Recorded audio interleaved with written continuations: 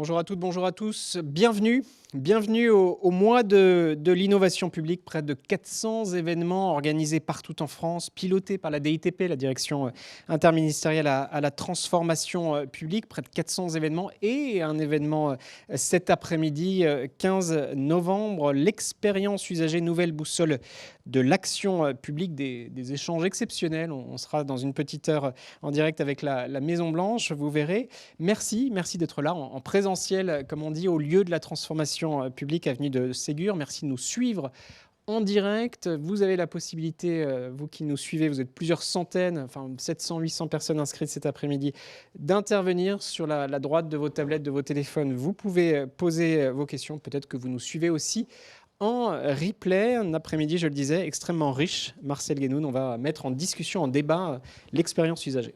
Tout à fait. On a beaucoup de chance aujourd'hui parce que tout au long des deux tables rondes, on a des intervenants d'exception pour traiter de sujets fondamentaux. Et pour cette première table ronde, nous allons traiter de l'engagement des citoyens dans l'action publique, les services publics avec vous. Et en fait, derrière cette notion d'engagement, on va parler de la coproduction des services publics, comment à leur demande ou à l'initiative des services publics, on ouvre la porte aux usagers pour qu'ils contribuent à la réalisation de missions d'intérêt général avec des agents publics. Pour réfléchir aux modalités, aux effets et comment développer et accompagner cet engagement des citoyens, on a des experts qui sont au cœur du sujet. Nous avons Christelle Millot, la directrice de la qualité de service de Pôle emploi, qui est une institution qui a pour fondement, pour alpha et oméga, l'accompagnement des usagers. Nous avons également avec nous aujourd'hui Daniele Dotto, qui est le directeur adjoint de la Direction générale appui aux réformes de la Commission européenne et qui est le chef de l'unité gouvernance de la Commission européenne, donc qui participe à concevoir les politiques de réforme de l'État. Et nous avons également à distance avec nous Joé Ashkar, qui vous salue d'ores et déjà, qui est responsable des opérations du site jeveuxaider.gouv.fr, qui est l'incarnation numérique de la réserve civique, qui est l'instrument en France de justement développement, d'organisation et d'accompagnement de cette volonté d'engagement des citoyens. Donc du coup, Joé, je vous propose qu'on commence par vous. Est-ce que vous pourriez nous expliquer, à vos yeux, qu'est-ce que c'est la coproduction des services publics? Qu'est-ce que l'engagement des citoyens? Et en France, depuis quand ça commence? Quelle est l'origine de la réserve civique? Bonjour à tous, merci pour votre participation. Je vais essayer de répondre succinctement aux différentes questions. Évidemment, s'il y a des questions par la suite, n'hésitez pas à les poser. Qu'est-ce que l'engagement et comment il s'incarne en France et qu'est-ce qu'on propose en fait dans notre cher pays? L'engagement est dans les racines de toutes les personnes qui vivent et habitent en France. On dénombre en France plus de 12 millions de bénévoles. Donc des personnes qui sont prêtes de consacrer du temps, de l'énergie ou d'autres choses à des causes qui leur tiennent à cœur, à côté de chez eux à distance, en fonction de leur disponibilité. Je veux aider, et comme on a pu l'évoquer, l'incarnation numérique de la réserve civique, qui est un dispositif qui a été créé par la loi Égalité-Citoyenneté en 2017, suite aux recommandations de Claude Onesta et Jean-Marc Sauvé dans leur rapport Pour que vive la fraternité, qui permet à celles et ceux qui le souhaitent de donner du temps pour défendre ce qu'on peut appeler les valeurs de la République, à savoir la liberté, l'égalité, la fraternité. Cette plateforme met en relation, on va dire, des bénévoles avec des structures qui soient associatives, des structures publiques et des collectivités qui ont besoin ou qui souhaitent mobiliser des bénévoles sur différentes causes. Ça peut être des choses assez simples comme des maraudes, ça peut être des collectes alimentaires ou un engagement un peu plus régulier comme du mentorat, de l'accompagnement des personnes dans leurs orientations professionnelles ou encore un engagement encore plus approfondi lorsque, par exemple, un bénévole devient membre du bureau d'une structure associative. Merci beaucoup. On va peut-être directement passer à vous, Christelle. Cette définition-là, juste des gens qui participent, qui prennent part parfois à la conception, à la mise en œuvre d'actions publiques, ça peut être plus ou moins intense. Vous la pratiquez comment à Pôle emploi ? On la pratique, je dirais, au quotidien. Alors, deux illustrations. La première, à travers... Alors, c'est vrai que Pôle emploi, on a un maillage territorial très important. On a des agences présentes sur tout le territoire. Il y a des partenariats très forts qui se tiennent aussi et qui se développent sur les territoires. Et on a quelques exemples aussi de mobilisation, des initiatives citoyennes, bénévoles. Et il y en a une que je peux aujourd'hui vous partager, qui a essaimé, qui s'appelle Un par un emploi, qui a démarré donc en région PACA à l'initiative de la région et pilotée par Pôle emploi aujourd'hui, et qui a vraiment pour ambition d'accélérer et de faire en sorte que les jeunes puissent accéder plus rapidement à un emploi. Donc comment ça fonctionne ? On a des professionnels, des managers qui acceptent d'accompagner pendant un temps des jeunes. Donc voilà, aujourd'hui, on est à peu près, depuis 2018, à 2200 jeunes qui ont pu bénéficier de cet accompagnement et voilà, un peu plus de 1600 qui ont retrouvé un emploi. Donc voilà, il y a d'autres dispositifs, bien évidemment. On a le contrat d'engagement jeune, mais voilà, une illustration aussi d'une initiative qui essaime ensuite, et une plus récente aussi en Hauts-de-France, qui elle, est autour du sport, c'est-à-dire l'idée à l'initiative de la Fédération française d'athlétisme et de la direction régionale Hauts-de-France Pôle emploi, qui est du stade vers l'emploi. Et pendant une journée, on a des demandeurs d'emploi et des employeurs qui se retrouvent autour du sport. Et l'idée, c'est d'être en prise, en lien avec tout ce qu'on peut entendre aujourd'hui autour des savoir-être professionnels. Et donc de recruter des personnes qui n'ont pas forcément des compétences particulières, mais qui ont ces savoir-être, des talents. Et donc ça fonctionne vraiment très bien. Donc voilà, on a ces illustrations et on a aussi autre chose, c'est qu'on va beaucoup chercher l'avis de nos usagers, mais je pense qu'on y reviendra aussi. Voilà. Bien sûr. Juste pour commencer à lancer un petit peu le débat, il y a une problématique autour de l'engagement et de la coproduction. Dans certains pays, l'engagement des citoyens a été invoqué comme un moyen de réduire le coût des services publics. On pense souvent au cas du Big Society qui a été mis en place par David Cameron pour justement faire face à la crise financière de 2008. Et à l'inverse, et je crois que Joë Achcar a beaucoup à dire en la matière, en France, le lancement de la réserve civique se fait pas du tout dans ce cadre-là. C'est suite aux attentats de 2015 quand 8000 lettres sont adressées à la ministre de l'Éducation nationale de l'époque, de parents, de citoyens qui veulent ne pas participer à la transmission des valeurs de la République. Au niveau de la Commission européenne, de l'Union européenne, quelle est la position ? Est-ce qu'on promeut la coproduction comme un moyen justement de redémocratiser l'action publique, de rapprocher le citoyen de l'action publique ? Quelle part ça a dans justement l'appui aux réformes ? Merci beaucoup. Bonjour à toutes et tous. Alors, je voudrais, avant toute autre chose, apporter une petite nuance sémantique dans le débat. Vous parlez de coproduction et je parlerai également de co-création. La coproduction étant, à notre avis, et donc on entre déjà dans le débat, une suite logique de la co-création. Notre objectif, Union européenne, Commission européenne, et je vais donner quelques exemples, est d'impliquer le citoyen le plus en amont possible dans la phase de réflexion, non seulement de service delivery, dans la prestation de services, mais également dans la réflexion autour des services et à apporter et la raison pour laquelle cela est important. On reviendra sur l'importance du sujet dans quelques instants. Alors, au sein de l'Union européenne, je voudrais apporter la réponse en trois phases brèves.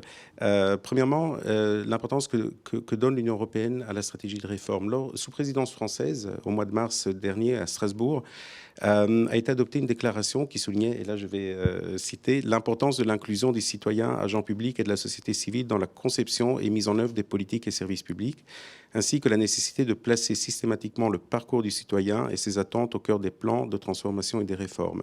Donc, cette déclaration a été adoptée par l'ensemble des ministres de la fonction publique de l'Union européenne. Donc, ça montre vraiment, et de façon très, très évidente et presque tangible, le déplacement qu'il y a au sein de l'Union européenne et des États membres.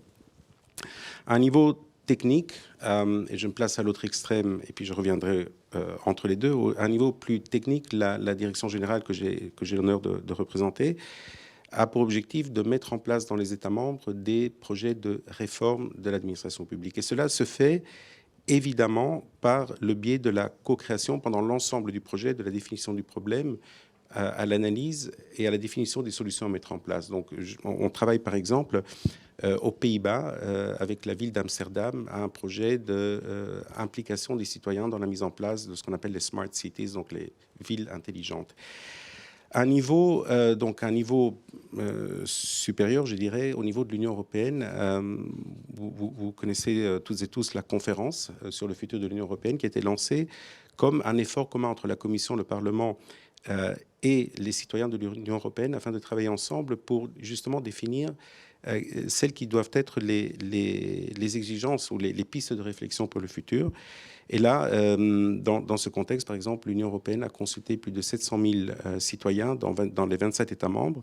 On a recueilli 19 000 idées qui ont été condensées en 49 propositions. Donc tout ça pour dire qu'on est vraiment à la phase de la réflexion en commun, non seulement sur l'identification des sujets, mais également à la façon dont on va les gérer. Merci. Merci. Vous êtes vraiment très nombreux à poser plein de questions. Peut-être on en prend une ou deux, un témoignage dans le chat. L'idée de cette table ronde, de mettre en avant l'engagement des citoyens, c'est bien souligner que cet engagement ne vient pas se substituer aux organisations publiques, mais de travailler avec.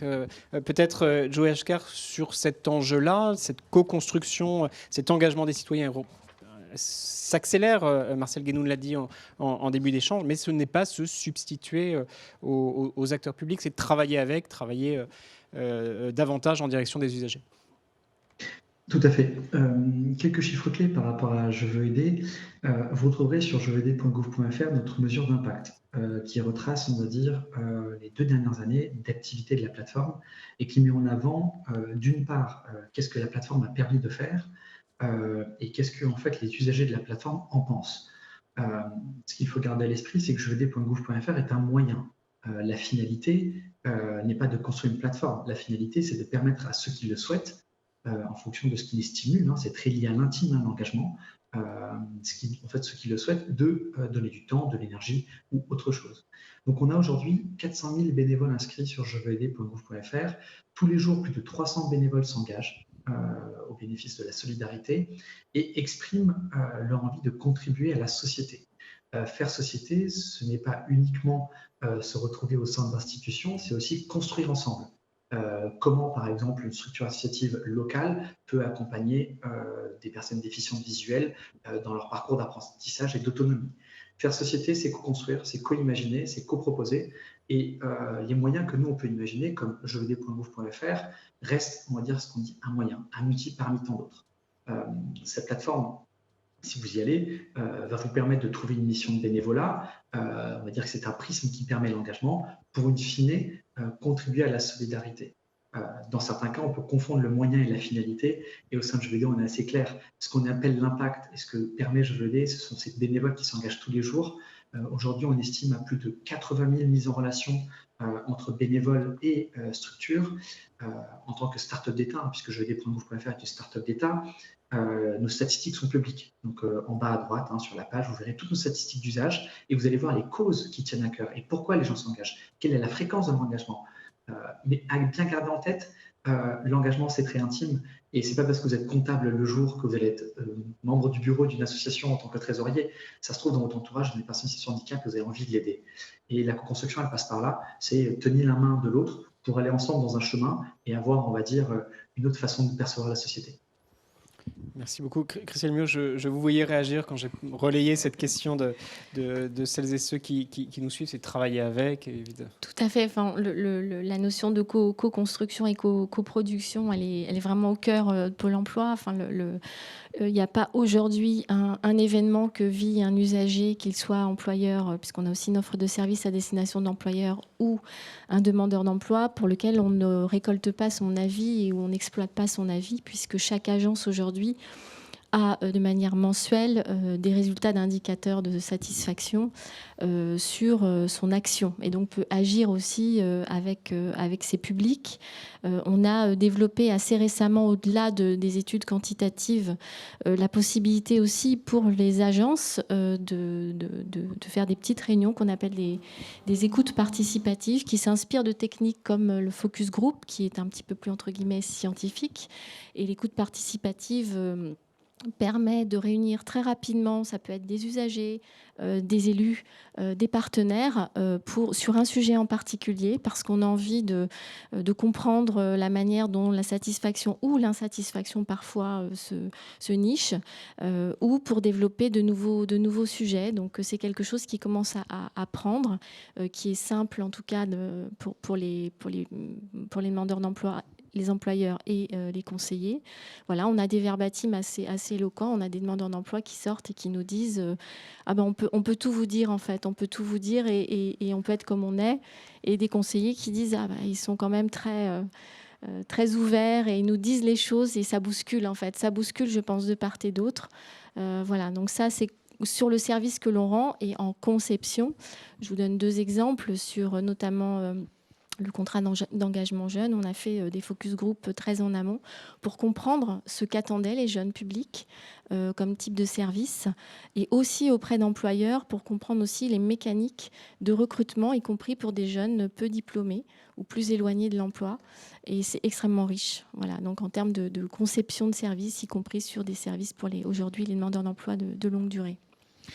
Il y a peut-être une question qui prolonge ce qu'on vient de se dire et qui peut s'adresser à vous trois. Accueillir l'engagement des citoyens, ça veut dire pour les agents publics travailler avec les citoyens, que ce soit de la co-création ou de la coproduction. Et ça suppose justement des compétences. Il faut savoir parler avec eux, il faut savoir justement débattre de leur satisfaction, de leur insatisfaction. Et donc du coup, qu'est-ce que ça change pour les agents ?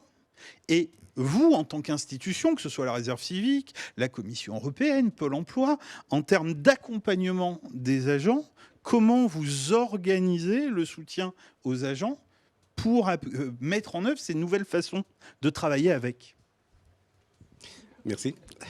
Donc en effet, je peux répondre à la question en prenant le point de vue Commission européenne en tant qu'organisation, mais également notre travail avec les États membres. Donc je commencerai par ce deuxième point.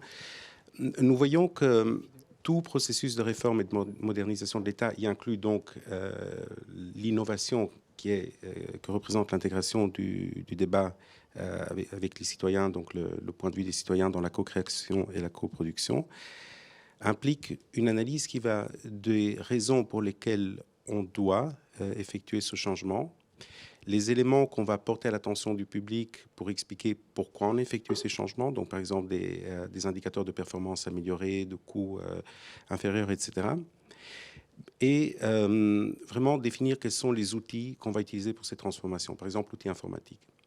Mais ceci n'est qu'une partie, en effet, comme vous l'avez dit, du débat, parce que si on ne travaille pas sur la dimension culturelle, à savoir donc l'intégration, la nécessité d'écouter, une écoute attentive et active des citoyens, une accountability, un retour renforcé par rapport à ce qu'on connaît dans certains États membres, on ne va aller nulle part. Ça va être un faux exercice de démocratie et ça va uniquement coûter du temps et de l'argent. Et donc on travaille autant sur la dimension culturelle et la définition de nouvelles compétences pour le personnel, les fonctionnaires de l'administration qui doivent apprendre en effet à dialoguer et à donner ce retour, que sur la partie technique et la partie modélisation de ce débat. Pour ce qui nous concerne, maintenant, Commission européenne, cela fait un moment qu'on a développé ce mode de travailler, d'interagir avec les citoyens. Donc, j'ai donné l'exemple de la Convention. Mais tous les jours, lorsqu'on propose une nouvelle directive, un nouveau règlement, en amont de tout ce travail législatif, il y a un travail d'écoute via la publication de livres blancs, via la publication de nos documents sur des sites publics et ouverts. Les retours que nous recevons sont transparents et donc ce qui est très très important pour nous, c'est vraiment définir les éléments à intégrer et je répète le retour qu'on va faire aux parties prenantes pour expliquer la façon dont on a intégré ou pas certains éléments et les raisons pour lesquelles, le cas échéant, on n'a pas pu donner une suite favorable aux demandes. Merci beaucoup. L'engagement des citoyens dans l'action publique. Cette table ronde vise à souligner ces bénéfices. Je vous propose de faire un petit pas de côté pour préparer cet après-midi si dense. On a été interroger un chercheur, un des experts, Marcel, sur ces problématiques-là sur le champ européen, Taco Brunson. Il est hollandais. Je vous propose d'écouter une courte séquence vidéo. Écoutez ce qu'il nous dit, puis on en parle juste après. Social sciences, they distinguish between two types of knowledge. There's the scientific knowledge that we use as practitioners, as professionals, and there's the what they call the local knowledge, the experiential knowledge of citizens. Now, obviously, we as professionals tend to give priority to scientific knowledge. But it turns out that actually the quality of a service gets better if you bring in that experiential knowledge of the citizens. Because, say, education, the teacher is, of course, the best expert in didactic methods, but the parents are the best expert of their child. They know their child best. And the same is true in medical treatment. The doctor is an professional in terms of medical knowledge, but we are all the best experts on our own bodies. We know what we can take, we know how we react. Bringing that together can have a real benefit. Voilà ce que nous dit Taco Brunson. Il reprend la phrase connue de Dewey. On a beau être le meilleur coordonné du monde, la meilleure personne pour juger de notre qualité, c'est la personne qui porte la chaussure. Et on ne peut pas savoir mieux qu'elle l'effet que ça va produire. Pour le coup, ça rejoint du coup le lien entre engagement citoyen et design de l'action publique, qui est aussi des ingrédients de la modernisation. Comment cet engagement, ces nouvelles manières de faire permettent d'intégrer chez vous, dans vos institutions, l'expertise d'usage des citoyens et la remouliner dans vos processus de conception et de mise en œuvre de vos services. Christelle, et après Joé, peut-être. Merci. Du coup, nous, voilà, le dispositif, en tout cas, on a un certain nombre d'indicateurs de performance qui sont publics. D'ailleurs, vous pouvez aller consulter les résultats de votre agence sur le site pôle emploi.org. Et par rapport à votre question, Marcel, nous, c'est vraiment je retiens le savoir local. J'aime bien ce qui a été dit. C'est que aujourd'hui, c'est vrai qu'on est en capacité, je vous le disais, de mesurer à peu près tout, de restituer beaucoup d'indicateurs, mais pour autant, ce qui transforme en tout cas l'action du conseiller pour nous aujourd'hui, c'est notamment la lecture des verbatims. Ils en sont extrêmement friands, c'est-à-dire que quand on fait une enquête de satisfaction, on laisse bien évidemment la possibilité de s'exprimer, on pose des questions ouvertes. Voilà, j'ai regardé un peu les chiffres en 2 ans, là, sur l'ensemble des enquêtes locales que l'on mène. On a plus de 500 000 verbatims DE qui sont disponibles. J'en ai un peu plus aussi de 50 000 côté employeur. Donc, c'est vrai qu'au niveau local, parce qu'il y a des spécificités, et de plus en plus aujourd'hui, il y a plus, on le dit, un marché du travail, mais il y a des marchés du travail au niveau local, les compétences, les entreprises ne sont pas les mêmes. Et du coup, la connaissance des usagers, et au-delà de la performance qu'ils disent, de leur service public, de Pôle emploi, est essentielle, puisque ces éléments-là sont analysés mensuellement et des actions sont mises en place au niveau local régulièrement. Voilà, pour ne rien vous cacher, ce matin, j'étais en revue qualité avec la région Centre-Val de Loire qui a mis l'accent sur tout ce qui était qualité des réponses, encore plus de personnalisation des réponses, même si on a fait énormément de progrès sur le sujet. Les usagers nous demandent de plus en plus d'incarner aussi, que la réponse incarne le service public, mais incarne leur situation aussi. Donc c'est assez fondamental aujourd'hui, en tant que service public, de s'attacher à la personne et de ce qu'elle est. Vous le constatez aussi, Joé Ashkar, pas de l'individualisation, mais le fait d'incarner ses besoins, sa situation, vous l'observez. jeveuxaider.gouv.fr. Tout à fait. Nous, sur la partie jeveuxaider.gouv.fr, on a plusieurs façons en fait, de collecter et de comprendre les besoins des usagers qui sont multiples. Lorsqu'on collabore, par exemple, avec des bénévoles, on sait aujourd'hui quels sont les facteurs qui vont permettre l'engagement, pas qu'est-ce qui crée l'envie de s'engager. Et les facteurs d'engagement sont de 3. Le premier, c'est le lieu où se déroule la mission, en tout cas où se déroule la mission de bénévolat, et la proximité au lieu de vie. Est-ce que c'est à 5, 10, 15 km? Le deuxième facteur en fait, qui permet l'engagement, c'est la cause. Est-ce que c'est lié à de la solidarité? Est-ce que c'est lié à l'éducation? Et le troisième facteur, c'est la fréquence de l'engagement. Est-ce que c'est un engagement ponctuel et régulier? Et en fait, avec nos utilisateurs, on capte leur attention, notamment les bénévoles, à travers un support utilisateur qu'on a en ligne. Donc, on traite en fait les demandes des utilisateurs en ligne et à travers les retours qu'ils nous partagent, que ce soit pendant la mesure d'impact où on les sollicite pour s'exprimer sur un bilan de notre action, ou encore lorsqu'ils partagent des témoignages concernant leur action. À chaque fin de mission, on demande aux bénévoles de partager un témoignage sur la nature de leur engagement et l'effet perçu et le bénéfice. D'un autre côté, on a des organisations partenaires qu'on accompagne et qui expriment des besoins d'évolution de la plateforme, que ce soit des évolutions techniques pour faciliter l'engagement ou encore des évolutions sur le mode de mobilisation des bénévoles.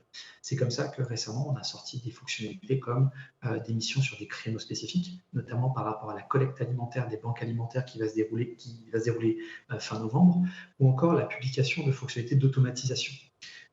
On a une logique assez simple, c'est qu'on a une approche où on collecte les besoins et on teste très vite. On a un test actuellement avec Pôle emploi sur le contrat engagement jeune, où dans la boîte à outils des jeunes, on propose en fait aux jeunes de faire des missions de bénévolat pour développer les compétences d'une part et regagner confiance en eux. Ces jeunes qui sont accompagnés dans le contrat engagement jeune sont éloignés de la sphère sociale et professionnelle. Souvent, c'est des parcours qui sont brisés, des personnes qui sont déconnectées, on va dire, en guillemets, de la réalité et qui ont besoin de créer un lien social. Et donc, on expérimente. Et donc, on permet en fait à ces jeunes de se déclarer lorsqu'ils s'inscrivent à GED, être en contrat engagement jeune, et on voit ce que ça donne. Et aujourd'hui, sans communication spécifique, sans incitation spécifique à ces jeunes à faire du bénévolat, les résultats sont plutôt encourageants. On a déjà plus de 200 jeunes qui sont mobilisés pour faire des missions de bénévolat pour reconstruire la société. Et après, on fera un bilan, on verra est-ce que ça a fonctionné, oui ou non. On réinterroge les utilisateurs. Est-ce que la fonctionnalité ou ce qu'on vous a proposé convient à vos besoins? Et après, évidemment, on itère, on avance, on itère, on avance. Et c'est comme ça que depuis 3 ans, en fait, je fais aider et passer de 200 000 utilisateurs inscrits la première année suite à l'appel à mobilisation à aujourd'hui 400 000 inscrits avec 10 000 organisations partenaires, 10 000 missions publiées et 300 personnes qui s'engagent tous les jours. Et on met bien l'accent sur comment faciliter l'engagement et ne pas prendre sa place, puisque c'est eux qui font l'action sur le territoire. Et après, pour rien vous cacher, il y a un phénomène qui nous échappe. L'engagement, c'est sur le terrain de tous les jours. On parle de 12,5 millions de bénévoles. Il n'y en a en guillemets que 400 000 sur jevd.gouv.fr.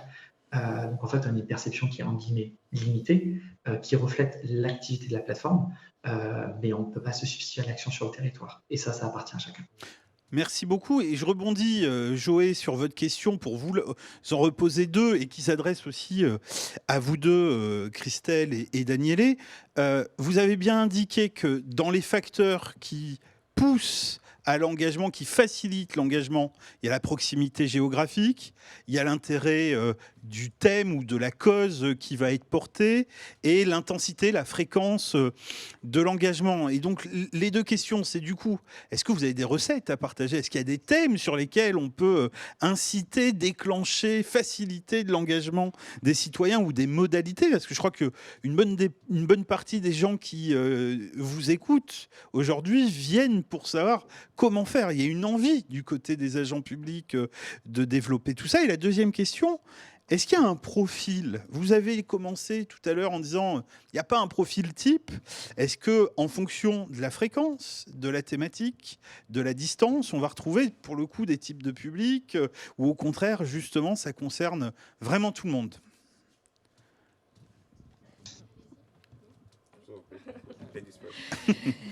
Merci.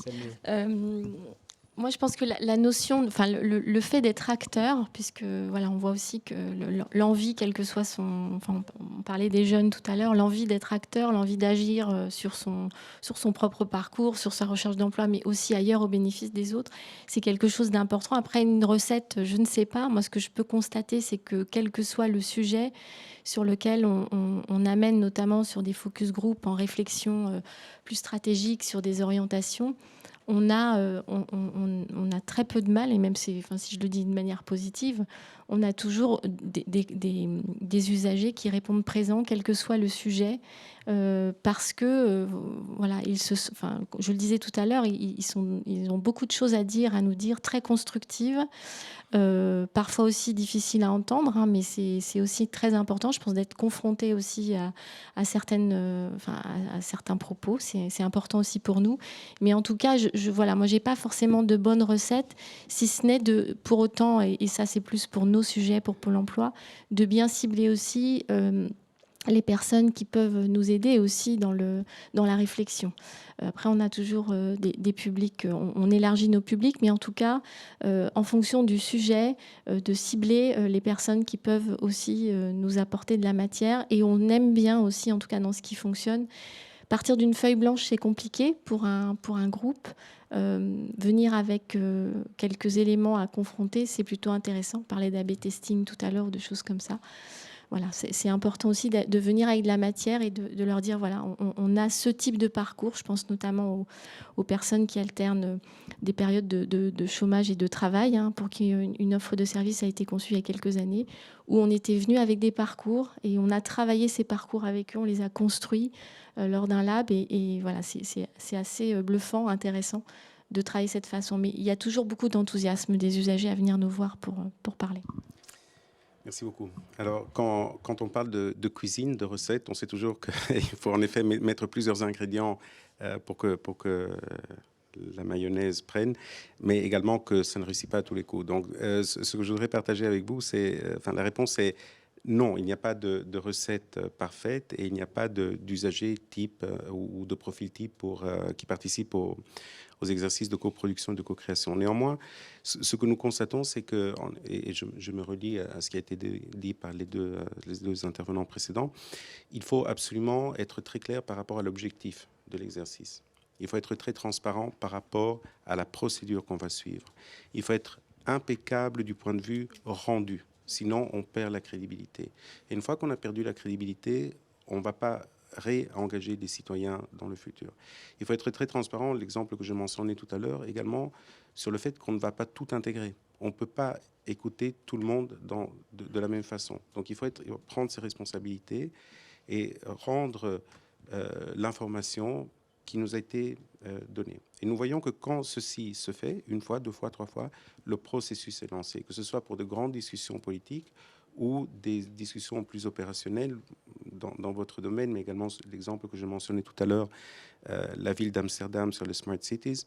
Il y a une culture de dialogue qui est basée sur ces éléments-là. Un élément très important, en effet, est ce que nous constatons et ce que nous partageons avec les administrations, c'est de ne pas se décourager.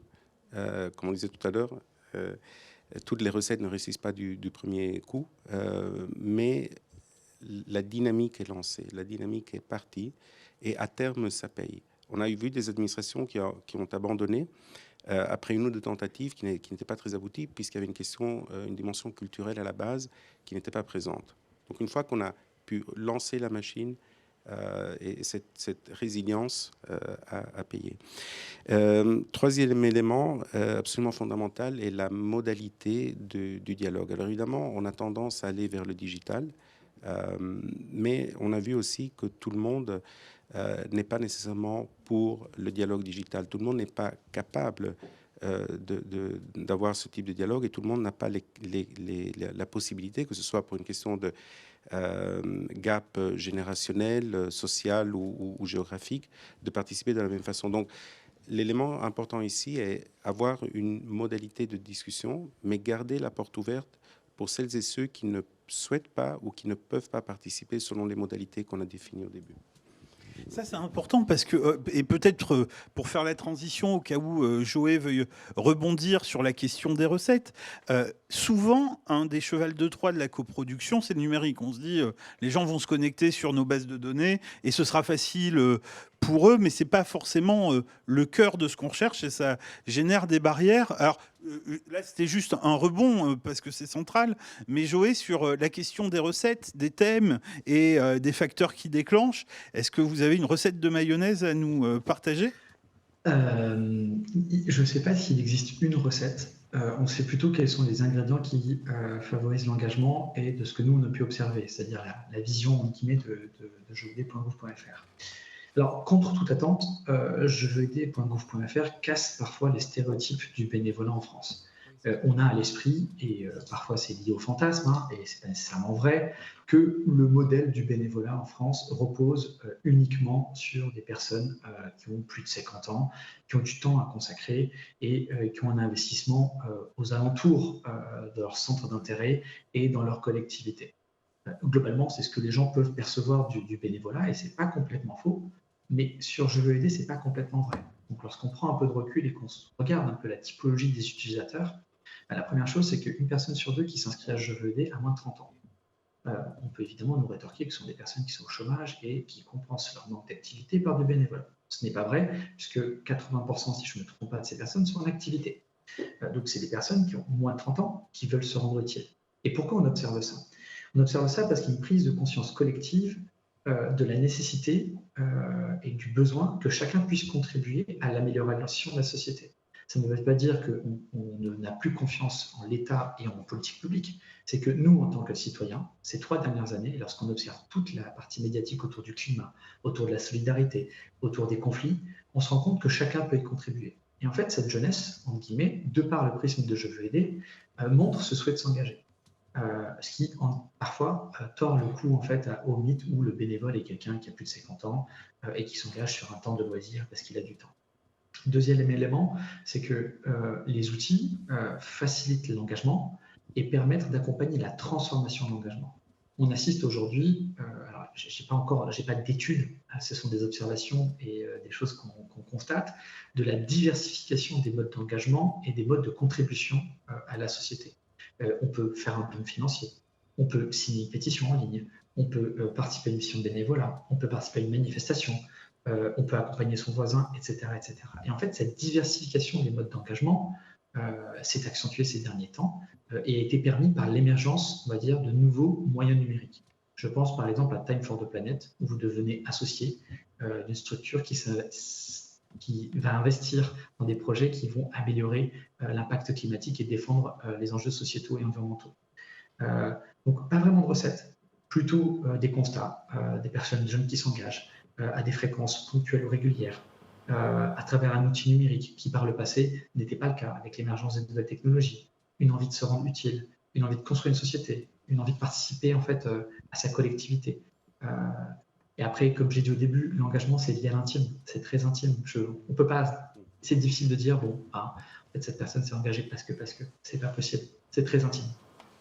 Merci beaucoup. Je vois que le temps passe très très vite et notre programme est dense. À ce stade de la discussion, ici, au lieu de la transformation publique, est-ce que vous souhaitez réagir, poser une question, témoigner? Un micro va arriver, donc n'hésitez pas à lever la main et à témoigner, ou sinon un peu plus tard. Vous pouvez coproduire cette émission avec nous. Vous devez coproduire. Madame, alors le micro n'arrive pas, mais je vous en prie, peut-être... si le micro arrive, voilà, juste une petite seconde. Dans le chat, vous êtes extrêmement nombreux. J'ai quelques questions que je vais relayer. Si je peux pas toutes, et si on n'arrive pas à toutes les relayer, on reviendra vers vous de manière individuelle. Mais je vous en prie, madame, présentez-vous et on vous écoute. Bonjour, Véronique Séché, conseillère municipale déléguée à la démocratie participative dans une ville de 15 000 habitants. Voilà. Et du coup, je voulais vous poser une question un peu plus générale sur que fait-on de la frustration des usagers. Je m'explique. Lorsqu'on les écoute, lorsqu'on fait une balade urbaine, lorsqu'on fait un comité de quartier, lorsqu'on met en œuvre des dispositifs d'écoute, on suscite une adhésion en premier lieu, et puis en second lieu des espérances qui ne seront pas toutes mises en œuvre. Et du coup, comment on peut faire pour susciter l'engagement, mais aussi accompagner le fait que dans la co-construction, on ne peut pas tout prendre? Excellente question. Peut-être, Christelle Miot, vous souhaitez réagir? On ne peut pas tout prendre. Il faut répondre aussi. Merci pour la question, très intéressant. C'est vrai que quand on interroge, et on disait, Daniel disait tout à l'heure, il ne faut pas décevoir, en fait, puisqu'il faut être extrêmement transparent et clair. Et c'est vrai que quand on capte autant d'éléments, notamment pour Pôle emploi, d'enquête, de verbatim, voilà, même si on explique aux usagers que c'est pour améliorer les services, il y en a toujours qui peuvent rester insatisfaits. Donc, en agence, on a des initiatives où on a certaines agences qui communiquent, qui affichent les actions qui ont été mises en place à la suite justement des mesures de satisfaction. On a aussi un dispositif de réclamation, voilà, où la spécificité de Pôle emploi, c'est que la réclamation arrive dans votre agence et que c'est un conseiller qui y répond. Et donc, on a un engagement de délai de réponse. Alors, bien évidemment, quand une décision, et quand je pense notamment à l'indemnisation, le respect de la règle et qui peut créer beaucoup de déceptions par rapport à un montant d'indemnisation, voilà, on essaie aussi, et les conseillers font un travail formidable d'accompagner les décisions. On parle beaucoup de proactivité. Donc, par rapport à votre question, en tout cas, on essaie de faire en sorte, et les équipes le font en agence, c'est de prendre en compte la satisfaction, l'insatisfaction. Et quand on écoute, c'est bien de l'écoute, c'est de l'écoute active. Et notamment quand on fait ces écoutes participatives dans les agences, il y a un engagement fort, puisque les demandeurs d'emploi nous demandent parfois ce qu'on en a fait, et ils ont bien raison. Donc voilà, on ne peut pas tout traiter, mais on essaie en tout cas de prendre en compte ce qu'ils nous disent et de revenir vers eux en expliquant ce qu'on a pu mettre en place. Merci beaucoup. Peut-être Daniel Dotto en réaction. Et je rebondis juste sur une question qui va dans le sens de votre excellente question, madame. Une personne qui nous dit que quand on s'adresse aux usagers pour co-construire, il faut mettre de côté, je cite son jargon administratif, il faut mettre de côté, adapter ses méthodes, accepter aussi, nous dit cette personne, madame Curtelin, merci beaucoup d'avoir témoigné, mettre de côté, accepter des ratés au démarrage pour pas qu'il y ait d'ambiguïté et qu'il n'y ait pas aussi une idée de manipulation, ce que mentionne la dame. C'est essentiel. Madame me trouve parfaitement d'accord, en effet, parce que c'était le sens de ce que je mentionnais tout à l'heure. Il faut non seulement mettre de côté son jargon, mais également son monde et quelquefois son ego. Parce que quand on go public, quand on se confronte par rapport au public, que ce soit vos administrés ou un public plus large, même institutionnel, comme ceux auxquels nous sommes habitués, il faut un peu de modestie, beaucoup d'ambition et de la modestie, parce qu'en effet, quelquefois, on doit interagir et revenir sur certains éléments. Donc, on propose des éléments de réflexion, on propose des pistes de réflexion, on propose un objectif, mais il faut être très, très ouvert quant à la méthode, quant au cheminement et au parcours qu'on va entreprendre. Donc, je suis entièrement d'accord. En effet, la pire chose qu'on ait pu observer sur le terrain, c'est quand l'administration arrive l'administration en général arrive avec son jargon, avec son approche prédéfinie, on brise d'emblée la confiance qu'on veut construire, parce qu'on perd nos interlocuteurs. Alors, par rapport au sujet, en effet, de la frustration des usagers, on peut identifier probablement deux types de frustration. Si c'est par rapport aux règles, aux procédures qu'on a établies, et les usagers sont frustrés parce qu'on ne les met pas en œuvre, là, il n'y a pas de marge de négociation possible. On est en tort.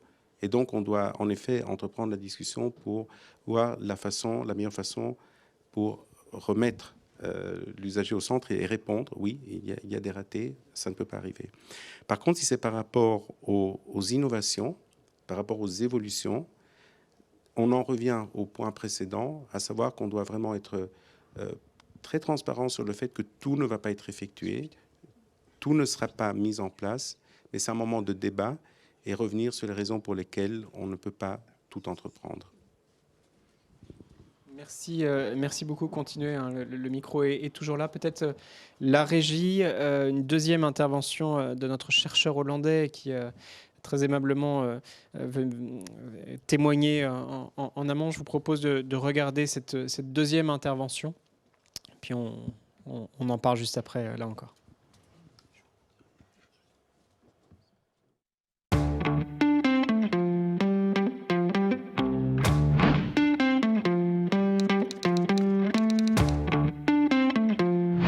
Prime benefit is in terms of engagement, I would say, because a very important problem of our time is that people feel they have lost control, they have lost ownership of their lives.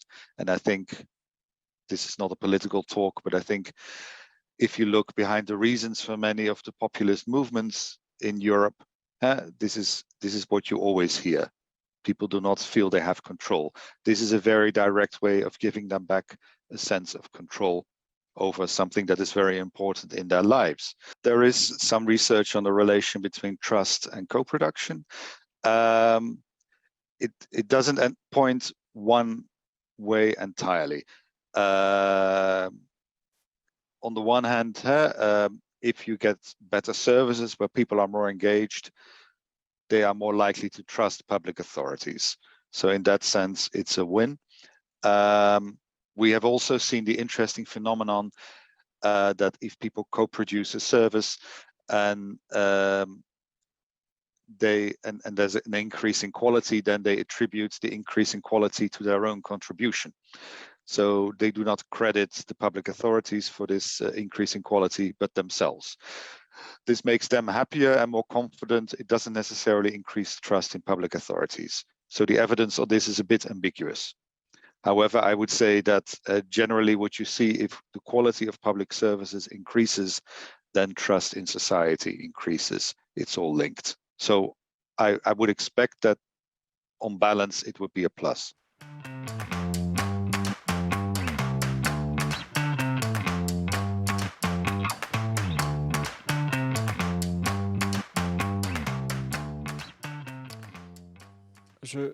Je précise qu'on va mettre en ligne toutes ces interventions-là. C'est un court extrait d'une interview plus longue que vous pourrez découvrir en ligne un peu plus tard. Marcel. Elle est très importante, cette phrase de Taco Brandsen qui dit le principal bénéfice que les usagers retirent de leur engagement dans les services publics, c'est un sentiment de maîtrise sur leur vie. On a bien vu tout au long de cette table ronde ce que les administrations peuvent retirer de l'engagement des citoyens, que ce soit des idées nouvelles, des formes d'acceptabilité sociale, de l'aide à la mise en œuvre. Mais qu'est-ce que les usagers en retirent selon vous et dans les expériences que vous avez pu mener, conduire, qu'est-ce qu'ils vous disent que ça leur a apporté, que ça leur, qu'est-ce que ça leur apporte et qu'est-ce qui leur donne envie de recommencer? Merci. Donc, l'élément clé de l'intervention précédente est le concept de trust. Donc, ce que ça apporte aux usagers et ce que ça nous apporte à nous, administrations. Donc, par rapport à la confiance dans l'État, il y a en effet une relation entre trust and co-production, mais il y a, ou co-production and trust, et il y a après des relations entre la confiance et la cohésion d'une société, la confiance et la croissance. La confiance et l'adhésion aux demandes de l'autorité, de mettre un masque ou pas, de sortir ou pas en cas de Covid, etc. Il y a toute une série de relations qui sont fondamentales pour le bien-être de la société. Donc, en première instance, il y a une plus grande adhésion au fonctionnement de l'État. Et en deuxième instance, il y a une amélioration de la qualité de vie au sein de cet État. Donc, ça apporte indirectement une meilleure société. Directement, ça apporte des services plus pertinents, plus idoines par rapport aux objectifs, quelquefois plus rapides et moins chers. Le fait de pouvoir définir la nécessité d'avoir des services en ligne nous permet d'être plus rapidement servis sans devoir se déplacer. Et surtout, comme cela a été dit, ce sentiment d'avoir participé et que donc le service que j'obtiens est le service dont j'ai besoin. Donc, un ensemble d'éléments économiques, sociétaux et politiques. Et juste une petite précision, et j'arrête sur le fait, le lien entre le credit for improvement et la participation individuelle. On constate également le contraire. Donc, j'entends ce qui a été dit et je partage, mais on constate également cette sensation de fierté d'avoir pu participer à une amélioration du fonctionnement de l'État et en se disant on travaille tous mieux et je suis très content que l'État, l'administration m'ait écouté dans ce débat. Le chercheur le souligne, ça rend heureux aussi. La confiance, Christiane Miot, est décidément clé, essentielle. Oui, tout à fait. Après, pour Pôle emploi, je dirais qu'il y a la confiance se construit aussi avec l'état du marché du travail, le taux de chômage. Voilà, c'est vrai qu'il y a aussi cette influence-là. Par rapport à votre question, moi, ce que je peux retirer, c'est une surprise de part et d'autre. C'est-à-dire la surprise parfois pour des usagers d'être sollicités pour un temps différent. Puisque voilà, ils ont des temps forts avec nous sur l'accompagnement au retour à l'emploi, si je parle des demandeurs d'emploi. Mais là, les solliciter en disant « on a besoin de vous », on a besoin de vous écouter, c'est dans un autre cadre. Ne serait-ce que de ne pas être dans un bureau avec un conseiller, mais dans une salle où on vous accueille différemment, où on vous écoute, où vous avez aussi des conseillers qui sont présents et puis qui se taisent. Voilà, c'est plus eux qui co-construisent, mais qui écoutent. Donc il y a vraiment cette surprise. Et encore une fois, le fait de dire je suis surpris que vous m'écoutiez, que vous preniez en compte mon avis. Et il y a aussi une prise de conscience que le service public, et en tout cas Pôle emploi nous concernant, on ne pourra pas tout prendre en compte. On ne pourra pas tout changer. En revanche, voilà, dans la relation, il y a quelque chose qui change. Et du point de vue des conseillers, il y a beaucoup d'appréhension au départ. Hein. Je pense aux agences qui mettent en place cette écoute participative. Il y a beaucoup d'agents qui sont un peu frileux parce qu'ils redoutent ce que les usagers vont dire. Et ils ont aussi, pour beaucoup, tendance à sous-évaluer leur action ou la perception que peuvent avoir les usagers. Et quand ils ressortent, ils n'ont qu'une envie, c'est de recommencer. C'est-à-dire de réécouter encore, et ça devient voilà, un peu addictif. C'est-à-dire, ce serait bien qu'on fasse une écoute participative sur autre chose. Donc, il y a aussi ce besoin de se rencontrer. On parlait beaucoup du digital. On est très attentifs. Nous, bien évidemment, on fait beaucoup de nos enquêtes par mail, mais on mixe aussi avec beaucoup de temps où on rencontre les usagers, on va à leur rencontre. Ils viennent en agence pour nous parler de leurs problématiques et travailler avec nous sur des sujets, notamment pour des publics qui sont plus éloignés, pour des personnes qui sont moins à l'aise avec le digital. Joey Ashkar, votre analyse, alors on a ces mots-clés, hein, confiance, fierté, heureux, ce que disait l'universitaire, et puis sortir un petit peu d'a priori, puis on voit que ça marche. J'aime ce terme aussi, Christian Miot, ça devient addictif. Vous le constatez aussi? En fait, je partage l'ensemble des éléments évoqués et si je peux me permettre 2-3 ajouts. La première, c'est sur la logique de transparence, c'est-à-dire que le service qu'on va proposer ne sera jamais parfait. Et en fait, on ne peut pas produire quelque chose de parfait, ça n'existe pas. Donc, c'est un service qu'on va imaginer qui répond à un ensemble de besoins sur un temps donné. Le deuxième, c'est lorsqu'on implique une personne et qu'on lui demande de s'exprimer, écouter ses besoins et ses envies, c'est un prérequis. Mettre en œuvre les actions requises pour y répondre, c'est une autre chose, mais surtout de l'informer par la suite, qu'en fait on a pu l'écouter, qu'il a contribué et qu'il puisse mesurer en fait la conséquence de son engagement. Lorsqu'on construit des fonctionnalités avec des structures partenaires qui peuvent bénéficier, on va dire, à toutes les organisations inscrites à GVED, on travaille avec des groupes assez réduits, mais surtout on leur dit, ben voilà, le travail qu'on a fait ensemble, il a porté ses fruits, on a publié cette fonctionnalité, elle a été utilisée X fois, merci beaucoup pour ce que vous avez fait et votre contribution en fait. Et on essaie d'avoir du début à la fin un lien avec ces personnes qui expriment un besoin, qui contribuent à une construction et qui mesurent les résultats de leur action. Et parfois on s'arrête en bout de chemin, parfois lorsqu'on construit, on s'arrête au moment où, merci beaucoup, on construit quelque chose et on n'informe plus les gens. Et à chaque fois, au sein de GVED, on essaye, dans la mesure du possible, de restituer en fait aux personnes qui ont construit ce service l'impact que ça a généré et laisser de le chiffrer en disant voilà, cette fonctionnalité a permis X choses grâce à vous, on a testé ci, on a testé ça, voilà comment on l'améliore. Et tout sur la confiance et la transparence. C'est impossible de créer un service public parfait, c'est impossible de répondre à tous les besoins, on va se tromper, il faut l'admettre, on va prendre des mauvais chemins, on va construire ensemble. Et construire ensemble, c'est accepter de se tromper collectivement. Et c'est aussi accepter de réussir collectivement. Merci beaucoup. C'est terrible, le temps passe, on arrive au terme de notre échange déjà. C'est vraiment, vraiment passionnant. Peut-être une ou deux dernières questions ici. Monsieur, je vois que vous levez la main, le micro va arriver à vous et vous toutes, là, vous êtes des centaines et des centaines à nous suivre en ligne cet après-midi. Je suis navré de ne pas relayer toutes vos questions. On va essayer de revenir vers vous de manière individuelle. Monsieur, présentez-vous, on vous écoute. Monsieur Le Gallé des Landsform Consulting. Donc juste une question concernant l'intégration du non-recours au droit. Aujourd'hui, ça représente à peu près 30 à 40% du public. Et donc la question, c'est comment aujourd'hui sont intégrées cette notion de non-recours au droit, puisqu'on parlait de personnes qui répondent à des enquêtes. Donc du coup, il y a tous ceux qui peut-être sont dedans, certains sont dedans, d'autres n'y sont pas, à la règle des ensembles.